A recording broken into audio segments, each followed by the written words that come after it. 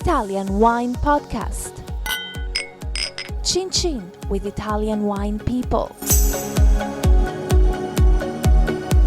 Hello, this is the Italian Wine Podcast with me, Monty Waldin. Today we are in the Marche region on Italy's eastern Adriatic coast. My guest is Paolo Berluti. His winery is called La Calcinara. Tell me a little bit about your family history, because you're quite young. Yeah, hello to everybody. My family, my grandfather comes in reality from the Verdicchio area. So in the 60s, he moved in Monte Carotto, that is always the Verdicchio area. So this is all in the Marche region of Italy? Yeah, sure. It's 30-40 kilometers far from here, from Conero area. In Monte Carotto, he had married with my grandmother and then moved in Ancona. And he started he was the founder of the first winery, that is Berluti Winery. Now, me and my sister, we opened this new winery that is La Calcinara, that we are trying to produce premium wines. But the older one was Berluti Winery, that at the moment is still working and producing just bulk wine. So the difference between the two is you're making bottled wine, yeah, and the other part of the family is still making bulk wine. Yeah. So what about your approach to the vineyards? What are you doing that's different in the vineyards to add that kind of extra quality for a bottled wine with your sister? Yeah, La Calcinara is just biological. We are organic.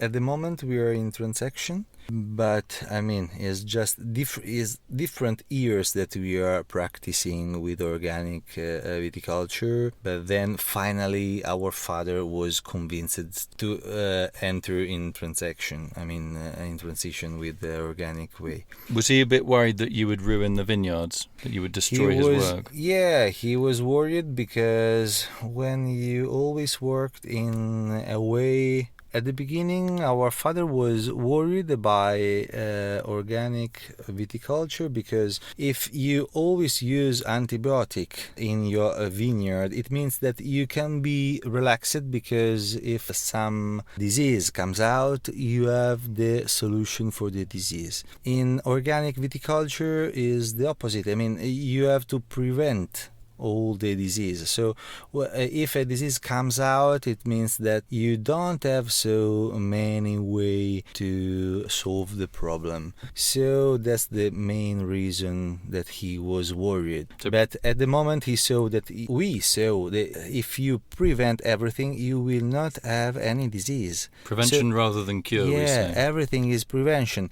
So why I believe really strongly in organic production? Because if you are a good producer, you can obtain a grape, so a wine, better than in the other way, because it means that the plant never had disease. So in the not organic, it means that a problem, disease, and use substances against this disease. In organic production, if you work well, you will pick wonderful grapes with no problems. And also, for example, in Montepulciano, in Conero, I'm not so sure, but in this moment I love to think about it. Everything you do with the plants, you have reaction of the plants. So if you use poison in the plants will have a reaction against the poison. So it means that we'll produce stronger tannins, bitter tannins, and also the right equilibrium of the grapes will be not the same. For example, at the moment we are trying, so we use just the copper and zolfo rame, copper and sulfur. And we are trying to don't trim the shoots, for example. Is it trim the right word? To trim the top of the vine shoots, the branches. Yeah. So because if you cut if you cut the shoots, it means that the plants feel an aggression and will react, producing stronger tannins. And you tasted before our wines. All the Conero wines, Montepulciano. For us, the strong tannins are something usual. I mean, so we don't have a problem of structure in our wines, no? So what we are looking for is to have so rich grapes, but smooth and relaxed. Smooth and relaxed. It's a little bit like you. You're making wine like you. You're pretty smooth and relaxed. When I speak, yeah. Also, my teachers in the schools told me that I was smooth and relaxed, but it depends of the day. Okay, all right. Well, I have to say, when I have tasted your wines do show very smooth tannins with a lot of fruit, and that's not easy to obtain with the Montepulciano grape, which can be quite tough sometimes. So obviously you're doing something right in the vineyard. Let me just go back a little bit to the actual terroir. When we talk about Conero, how far are you from the sea? What are your soils like? It's a very special place. Tell me a little bit about it. Year after year, every one of us is recognizing that our soil is so special, our area. The soil is the first thing that is different from other places in our area is the limestone, for sure, because every soil here is rich of limestone.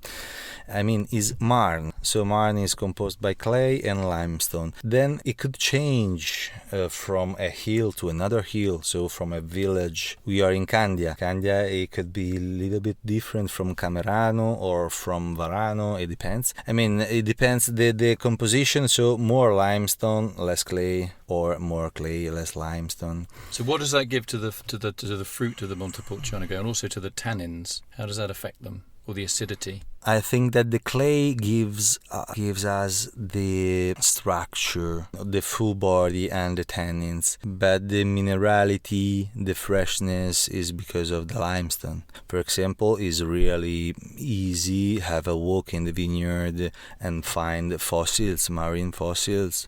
Our soils looks like sandstone, so it's a sedimentary rocks. So I mean, it's easy to understand that you are working in a place in which millions of years ago was under the sea. Before Africa started pushing Italy up into Switzerland, basically, and the mountains were formed and it came out of the sea. That's the reason. Also, for sure, the influence of the sea is really strong because... So what does that do to the wine, though? Does it change the taste? Does it make it taste salty? Yes, I think. I mean, the first element is the temperature. That the difference between day and night is not so high like 30-40 kilometers inside of Italy. But you do still get change in temperature between the days, which can be very hot, and the nights are much cooler here, aren't they?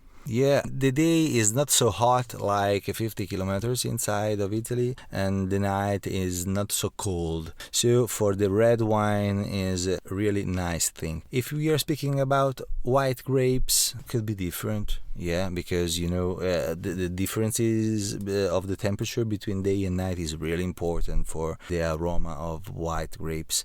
But for Montepulciano, we are not just working for the fruity aroma because Montepulciano have it. We are looking for a relaxed grape because we have strong grapes, we have strong personality. Well, you mean it's a tannic grape, but you want those tannins to be smooth. Yeah, and elegant. I mean... Is the date that you pick really important? Because if you pick Montepulciano too early, it's green. If you pick it too late, it tastes like jam. How do you make that judgment call? Tasting? Really difficult.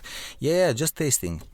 You know, I'm an enologist, but 10 years ago, when I started to study and working better in the vineyard, I was doing lots of analysis. At the moment, I'm not doing anymore. I mean, not so many analysis. So, to understand the maturation of the grapes, everything is tasting. So, tasting grapes. So, the good method is to take 3 grapes, yeah. 3 berry grapes and put in your mouth without using your teeth. So before you have to analyze the juice, and so the sugar is important, but the acidity is important because Montepulciano have good high sugar, but also good acidity, but the acidity fall down in 1 week. So in general, the quantity of acidity gives me the maturation of the grape.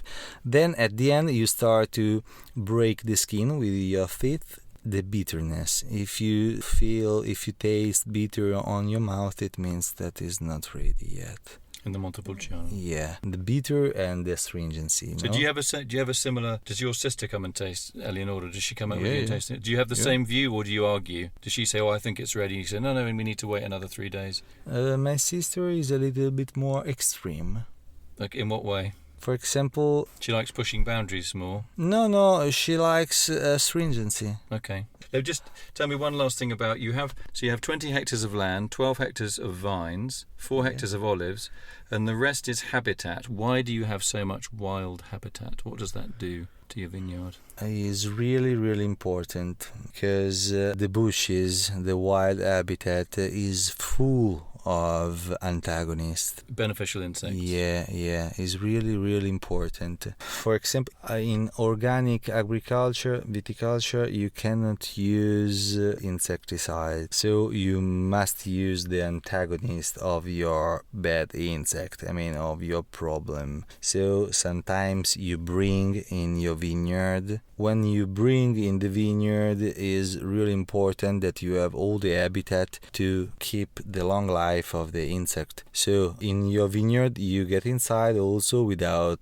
copper and sulfates. And sulfates are not so easy. It's a really strong method for the disease, and could be also dangerous also for other insects. So if you have bushes, other wild habitat is really important for that. All right, so Paolo Berluti of La Calcinara, very fascinating talking to you today, hearing all about your organic vineyard and what you and your sister are doing on Conero in Marche, and I hope to come and see your vineyard at some stage, and we can go and check out how many insects you've got flying around. Nice to meet you. Take it easy. Thank you. Follow Italian Wine Podcast on Facebook and Instagram.